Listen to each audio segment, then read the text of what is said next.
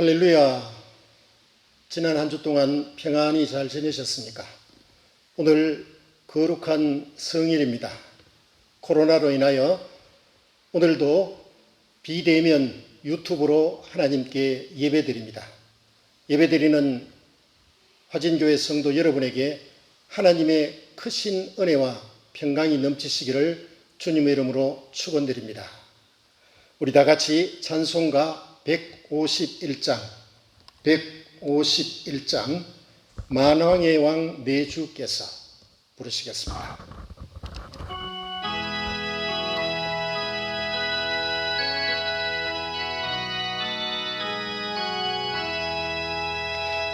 만왕의 왕 내 주께서 왜 고초당했나. 이 벌레 같은 날 위에 그 보혈 흘렸네. 십자가 내가 처음 볼 때에 나의 맘에 큰 고통 사라져. 오늘 믿고서 내 눈 밝았네. 참내 기쁨 영원하도다. 주 십자가 못 박힘은 속죄함 아닌가. 그 긍휼함과 큰은혜 말할 수 없도다. 십자가 내가 처음 볼 때에 나의 맘에 큰 고통 사라져. 오늘 믿고서 내 눈 밝았네. 참내 기쁨 영원하도다.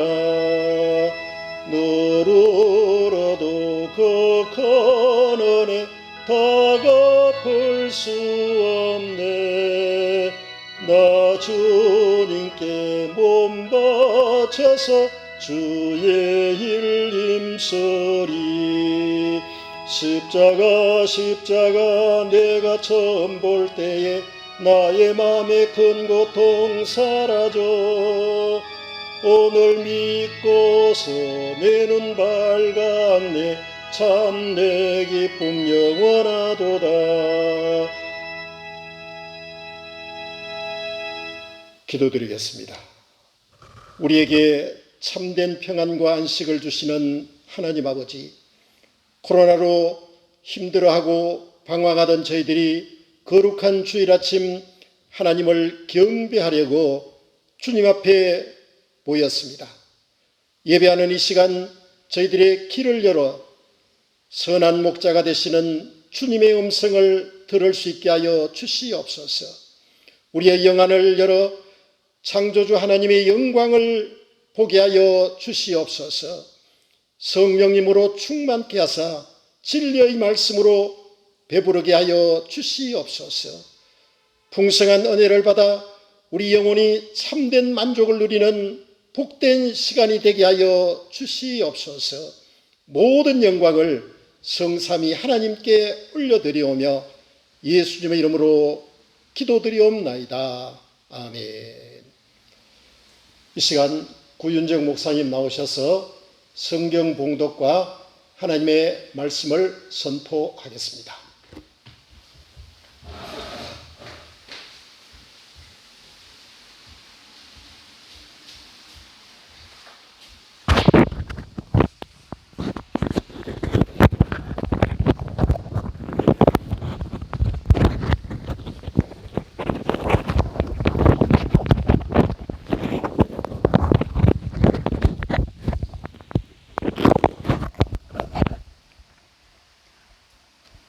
하나님의 말씀은 베드로전서 5장 신약성경 381페이지입니다.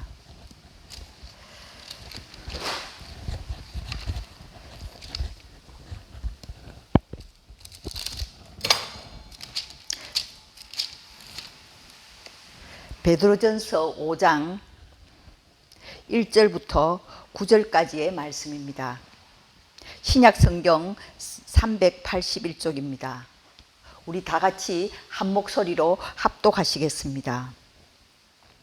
너희 중 장로들에게 건하노니 나는 함께 장로된 자요 그리스도의 고난의 증인이요 나타날 영광에 참여할 자니라. 너희 중에 있는 하나님의 양무리를 치되 억지로 하지 말고 하나님의 뜻을 따라 자원함으로 하며 더러운 이득을 위하여 하지 말고 기꺼이 하며 맡은 자들에게 주장하는 자세를 하지 말고 양무리의 본이 되라. 그리하면 목자장이 나타나실 때 시들지 아니하는 영광의 관을 얻으리라. 젊은 자들아 이와 같이 장로들에게 순종하고 다 서로 겸손으로 허리를 동이라. 하나님은 교만한 자를 대적하시되 겸손한 자들에게는 은혜를 주시느니라. 그러므로 하나님의 능하신 손 아래에서 겸손하라. 때가 되면 너희를 높이시리라. 너희 염려를 다 주께 맡기라. 이는 그가 너희를 돌보심이라.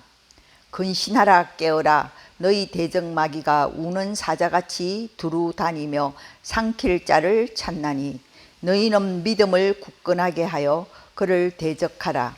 이는 세상에 있는 너희 형제들도 동일한 고난을 당하는 줄을 알미라. 아멘. 이 베드로전서 이 신약 성경은 초대교회 시절 때 쓰여졌던 책입니다. 특별히 이 베드로전서는 로마 제국의 아래에서 고난받는 성도들을 향하여 소망을 주기 위하여 이 베드로가 썼던 책이 베드로전서입니다. 그러니까 로마 제국의 그 네로 황제의 그 치하에서 많은 기독교인들이 박해를 받으면서 고난 가운데 정말 말할 수 없는 고난 가운데 살았던 그 시절입니다. 그러니까 하루하루가 불안하고 불안정한 사회 속에서 살아가는 그리스도인들을 향해서 소망의 메시지를 주는 책이 바로 이 베드로전서입니다. 그때나 지금이나 마찬가지입니다. 우리가 비록 물질적으로는 풍족한 환경에서 살아갈지 모르지만 그렇지만 우리가 살아가는 이 세상은 공중권세 잡은 자들의 그러한 악한 영들의 지배하에 있기 때문에 우리의 신앙생활이 그때나 지금이나 힘든 것은 마찬가지입니다. 그때는 기독교인이라면은 붙잡혀가고 감옥 속에 갇히고 그런 박해를 많이 당했습니다. 그렇지만 오늘날은 예수님을 믿는다고 해서 그렇게 우리가 그런 박해를 당하지는 않지만 그렇지만 우리의 믿음이라는 것이 참으로 너무나도 편안한 환경 속에 사니까 더욱더 믿음을 지키기 어려운 것도 또한 마찬가지입니다. 그래서 오늘 우리 현대를 살아가는 저와 여러분들에게 이 베드로전서는 소망의 메시지를 전해주고 있는 것입니다. 오늘 이 본문의 말씀을 살펴보면 그 베드로는 교인들을 향해서 믿는 자들을 향해서 어떻게 교회 생활을 할 것을 권면하고 있는 것입니다. 이렇게 초대 교인들은 지금 이 본문에 나타난 그러한 신앙생활을 할 때 마침내 이 기독교는 300년이 지나지 않아서 로마의 국교로 공인이 되는 그러한 역사적인 사건이 일어났던 것입니다. 그러니까 교회에 대하여 세상이 두 손을 들고 항복을 했다는 것입니다. 그렇게 로마 제국에서 기독교를 박해했지만 이제 기독교를 로마의 국교로 승인하게 된 그런 313년 그러한 놀라운 사건이 일어나게 되었다는 것입니다. 교회가 세상을 이겼다는 것입니다. 여러분, 오늘날은 어떻습니까? 우리 교회가 세상을 따라가고 있지는 않습니까?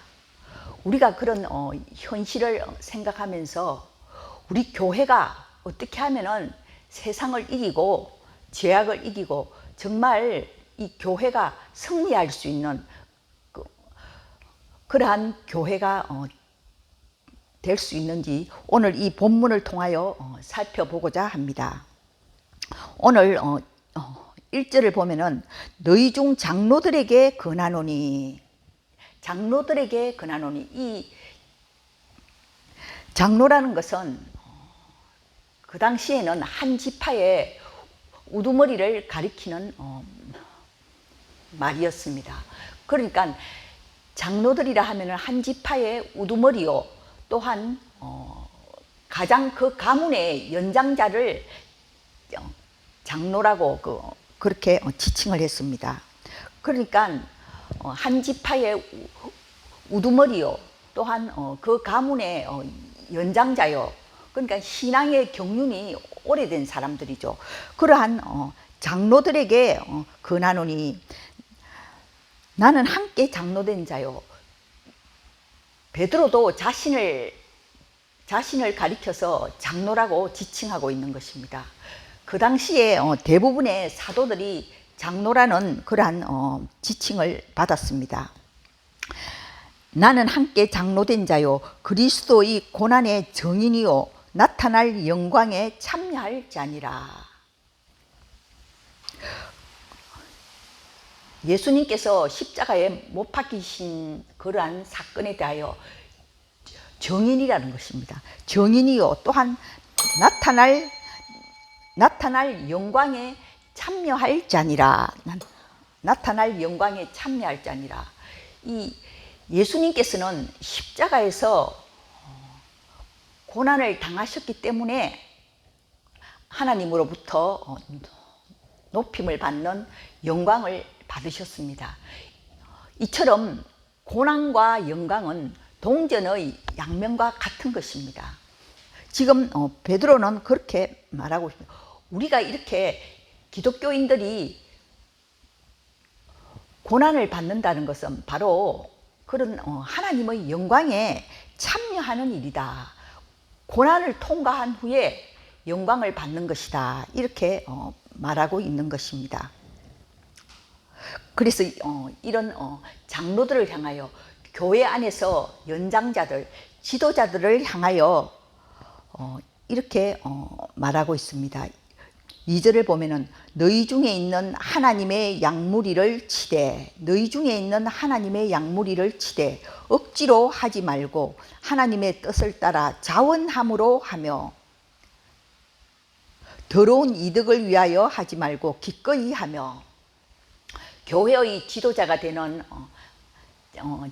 장로들을 향해서 그 교인들을 돌보는 데 있어서 기꺼이 하라는 것이다. 자원함으로 하라는 것입니다. 이 자원함으로 한다, 기꺼이 한다는 것은 즐거움으로 한다는 것입니다. 기쁨으로 한다는 것입니다. 억지로 하는 것이 아니라 기쁨으로 한다. 즐거워서, 내가 원해서 스스로 한다는 것입니다. 그리고 더러운 이득을 위하여 하지 말고, 그러니까 자기의 이익을 위해서 하지 말라는 것입니다. 그러니까 이 말을 뒤집어서 말하면, 내가 손해를 보더라도 교회 일을 하라는 것입니다. 더러운 이득을 위하여 하지 말고, 그러니까 자기가 손해를 보더라도 교회 일을 기꺼이 즐거움으로, 기쁨으로 감당하라는 것입니다. 이것이 바로 교회가 세상을 이기는 비결인 것입니다. 우리가 세상 속에서는 나의 이득을 위해서 일을 합니다. 이익이 되는 일은 하고 손해가 되는 일은 하지를 않습니다. 그러나 교회라는 집단은 그런 것이 아니라는 것입니다. 비록 내가 손해를 보더라도 기꺼이 자원함으로, 즐거움으로, 기쁨으로 이 교회 일을 잘 감당하라는 것입니다. 이렇게 함으로써 교회는 세상과 구별이 되고 교회는 세상을 이길 수가 있는 것입니다. 또한 3절을 보면은 맡은 자들에게 주장하는 자세를 하지 말고 양무리의 본이 되라. 그러니까 교회 일을 맡은 사람들은 다른 사람들을 향하여 주장하고 요구하는 그런 자세를 하지 말라는 것입니다. 우리가 신앙생활을 하다 보면은 교회 일을 많이 하는 사람들은 교회 일을 하지 않는 사람들을 향해서 왜 저 사람은 교회 봉사를 하지 않나? 왜 저 사람은 예배에 잘 나오지 않나? 우리는 그런 다른 사람들을 향해서 그런 요구를 한다거나 주장하는 자세를 하지 말라는 것입니다. 주장하는 자세를 하지 말고 양무리의 본이 되라. 내 자신이 본이 되면 된다는 것입니다. 우리가 이 말씀은 참으로 신앙생활을 오래 한 사람들이 귀를 기울여서 들어야 할 말씀인 것입니다. 다른 사람들을 향하여 요구하고 주장하는 그런 자세를 하지 말고 양무리의 본이 되라. 나 자신이 신앙생활의 본이 되면은 그것으로 만족하라는 것입니다. 4절을 보면은 그리하면 목자장이 나타나실 때 시들지 아니하는 영광의 관을 얻으리라. 여기서 목자장이란 것은 예수님을 가리키는 말입니다. 그러니까 예수님께서 재림하실 때에 시들지 아니하는 영광의 관을 얻으리라. 이 당시에는 4년마다 올림픽이 열렸습니다. 그 당시에는 올림푸스 제전이었습니다. 그러니까 4년마다 올림푸스, 지금의 올림픽과 같은 경기가 열려서 거기에 승리하는 사람들에게는 영광의 관을 씌워줬던 것입니다. 그러나 그 영광의 관은 시들기 마련인 것입니다.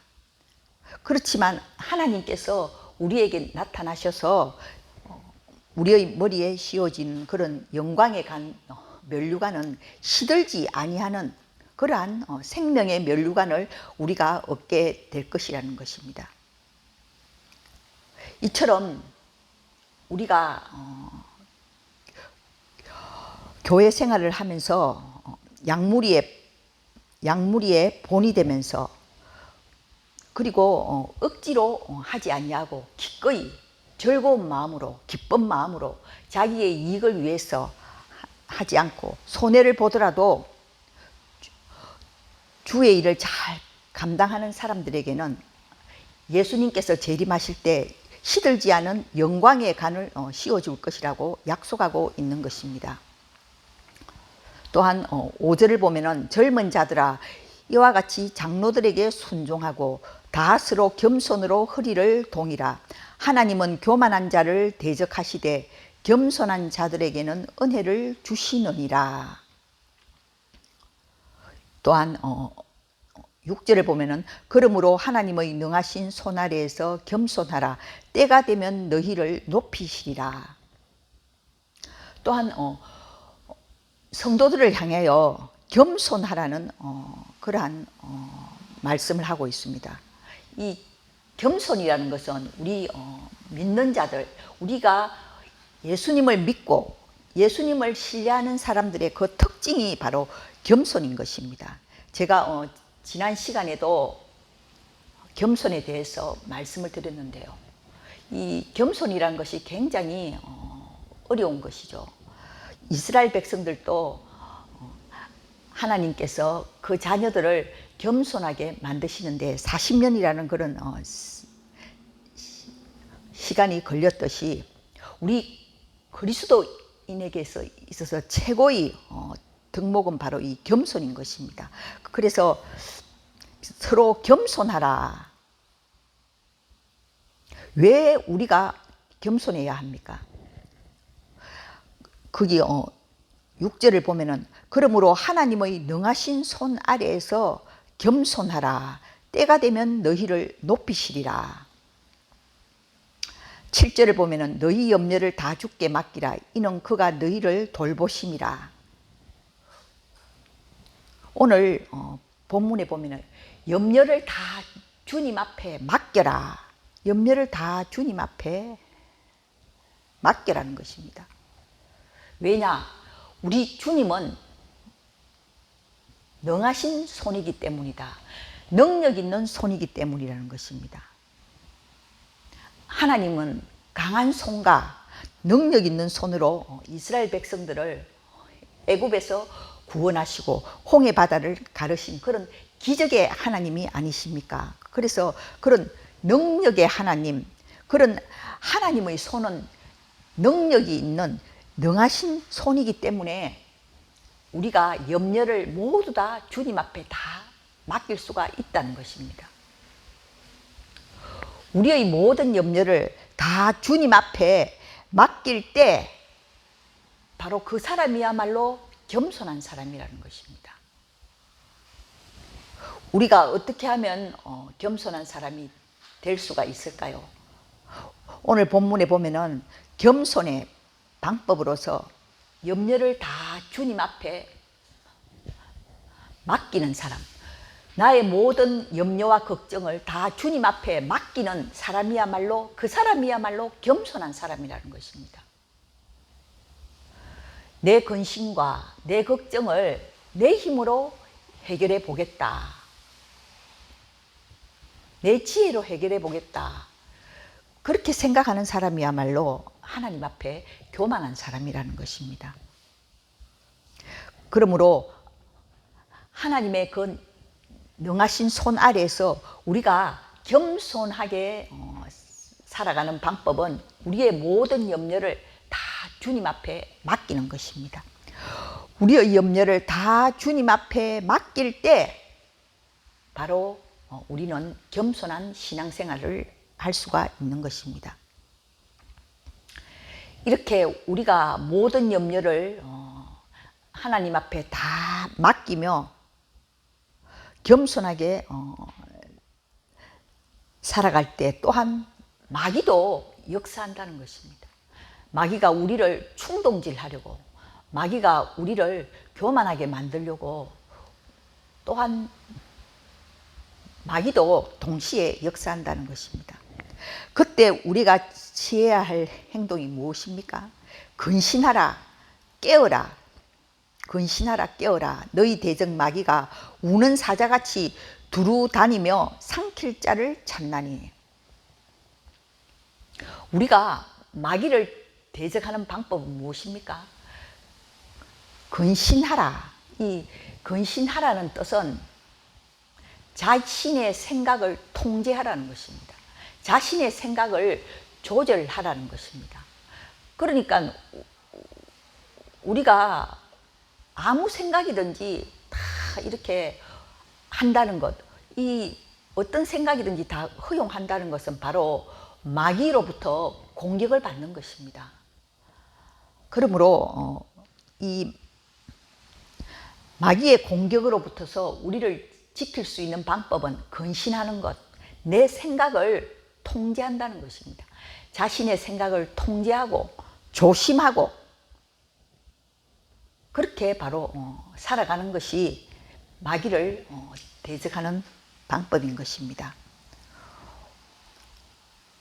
오늘 이 본문의 말씀을 보면은 교회 지도자들에 있는 사람들을 향해서는 기꺼이 하라. 즐거움으로 하라.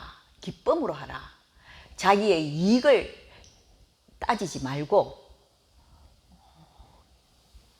자기에게 맡겨진 그러한 양무리들을 잘 돌보라. 그렇게 말씀을 하시면서, 그리고 이러한 지도자들에 해당하는 사람들에게는 다른 사람들을 향하여 주장하고 요구하는 그러한 자세를 하지 말고 양무리의 본이 되는 그런 신앙의 본을 보여라. 그렇게 말씀하고 있습니다. 또한 교인들을 향해서는 겸손하라. 겸손하게 신앙생활을 하라.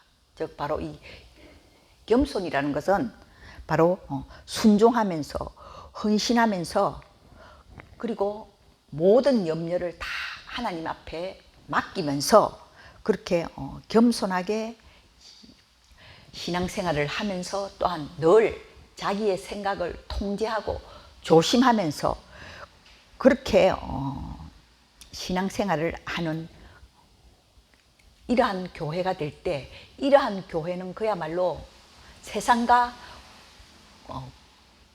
구별이 되는 교회요, 또한 세상을 이길 수 있는 그러한 교회가 된다는 것입니다. 오늘 9절을 보면 너희는 믿음을 굳건하게 하여 그를 대적하라. 이는 세상에 있는 너희 형제들도 동일한 고난을 당하는 줄을 알미라. 이 세상에 있는 모든 사람들, 모든 형제들은 다 고난을 당합니다. 이러한 고난 가운데 살아가는 성도들을 향해서 오늘 이 본문의 말씀은 우리에게 소망을 주는 말씀인 것입니다. 우리가 겸손하게 우리의 모든 염려를 다 주님 앞에 맡기고, 그리고 우리를 충동질하고 우리를 넘어뜨리려고 다가오는 이 모든 마귀의 그런 공격을 물리치기 위해서는 우리의 생각을 통제하면서 조심하면서 그렇게 신앙생활을 할 때 우리는 이 세상을 이길 수 있는 그러한 교회가 되고 성도들이 될 수 있을 것입니다. 기도드리겠습니다. 하나님 아버지, 참으로 코로나로 인하여 우리가 살아가고 있는 이 세상이 불안하며 참으로 여러 가지 근심과 걱정에 휩싸일 때가 많은 저희들입니다. 오늘 이 말씀을 통하여 모든 염려를 주님께 던져버리며 모든 염려를 주님께 맡길 수 있는 적극적이고 정말 확실하게 결단하게 하여 주시옵소서. 우리의 모든 것을, 우리의 생명까지도 다 주님 앞에 맡기면서 우리가 하나님 앞에 겸손한 신앙생활을 하게 하여 주시옵시고, 또한 우리를 넘어뜨리려고 다가오는 마귀의 그러한 모든 충동질을 우리가 참으로 거기에 대적하면서 나의 생각을 통제하면서 조심하면서 살아갈 수 있는 복된 성도들이 되게 하여 주시옵소서. 예수님의 이름으로 기도드리옵나이다. 아멘. 지금은 우리 주 예수 그리스도의 크신 은혜와 하나님의 극진하신 사랑과 성령의 교통하심과 함께 하심이 오늘 이 말씀을 통하여 우리의 모든 염려와 걱정을 다 하나님 앞에 맡기기로 결단하는 화진교회 성도님들의 심령 위에, 저들의 가정 위에, 저들의 자녀들 위에, 저들의 생업 위에 지금부터 영원까지 함께 하시기를 축원하옵나이다. 아멘.